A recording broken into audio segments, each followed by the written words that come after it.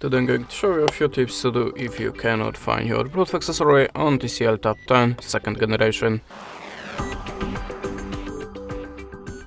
So, if I have a problem with my headphones or another Bluetooth gadget, I will start it from the simplest way. Just switch off and switch on again the Bluetooth connection to restart it.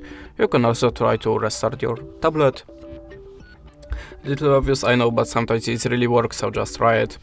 At the start you have to be sure that your Bluetooth accessory has activated pyro mode, and how to activate pyro mode you will find a manual to your device or maybe on your YouTube channel, so just check it and be sure that your Bluetooth accessory should be visible for other devices, but it's still not for a tablet. Open the settings, swipe down to the system and choose the reset.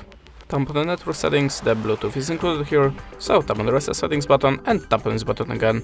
After that, look again for the Bluetooth list for your device on the Bluetooth list. You can also try to update your system, so go back, choose the system, and now just look for the system update. If you have any, just install it. And in the last tip from me, check your Bluetooth accessory and your tablet on other Bluetooth device to check which one is visible, which one is making problem here. That's it. Thanks for watching. Leave us a like or a comment and goodbye.